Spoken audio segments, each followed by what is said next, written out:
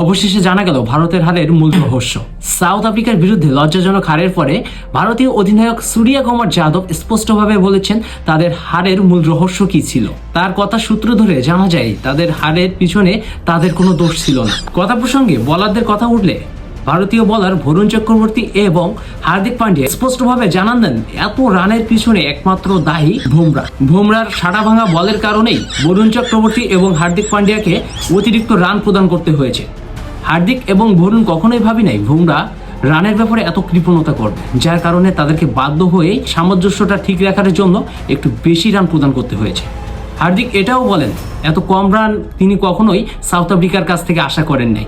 তিনি minimum 200+ run expect করেছিলেন। Batting এর ক্ষেত্রে ভারতীয় অধিনায়ক সূর্য কুমার যাদব ঈশান কিষানকে কিছুটা দোষারোপ করেন, কিন্তু ঈশান কিষান স্পষ্টভাবে তার এই দায়ভার অস্বীকার করেন এবং তিনি বলেন দলের অন্যান্য ডেঞ্জারাস ব্যাটসম্যানদের জন্য তিনি আজকে স্কোর করেননি।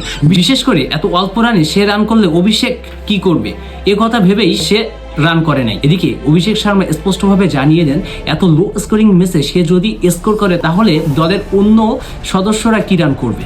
এদিকে তিলক ভাই স্পষ্টভাবে বলে আজ আমি প্রস্তুত ছিলাম না, আমার শারীরিকভাবে অসুস্থতা ছিল এবং পেটের ভিতরে বিভিন্ন ডুমডুম শব্দ হচ্ছিল, যার কারণে সে অপ্রস্তুত ছিল এবং তাকে অপ্রস্তুত অবস্থায় ম্যাচে নামানো হয়েছে।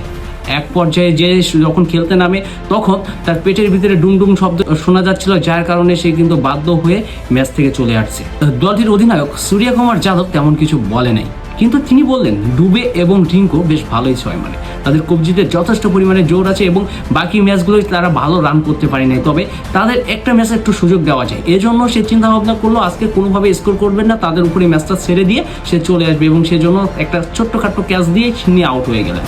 এদিকে ডুবে, রিঙ্কু এবং হার্দিক পান্ডিয়া স্পষ্টভাবে বলল তারা এত স্লো বলে খেলে মজা পাচ্ছিল না, আর এমন নর্মাল একটা টিমের সাথে আসলে খেলে জিতে আলটিমেটলি কোনো লাভ হবে না। এসব কথা মাথায় রেখে তারা সাউথ আফ্রিকাকে একটা সুযোগ দিল তারা যেন ফাইনালের দিকে যেতে পারে এবং তাদের আশ্বাস আছে যে ফাইনালে গিয়ে তাদের মুখোমুখি হবে এবং দারুণ একটা কম্পিটিশন সেখানে দেখাবে। সূর্য কুমার যাদব আরও জানান যে গত দিনের ম্যাচের পরের থেকে তার বউ তার সাথে যোগাযোগ বন্ধ করে দিয়েছে এবং তার বাসার দিকে নানান প্রকার সমস্যা আছে, সে ওই দিকে ব্যস্ত আছে। পরবর্তী ম্যাচ কী হবে সেটা নিয়ে আসলে সে কোনো প্রকার মন্তব্য এখনো করে নেই, তবে যদি আমি কোনোভাবে কোনো নিউজ পেয়ে থাকি তাহলে অবশ্যই আপনাদের অবগত করব।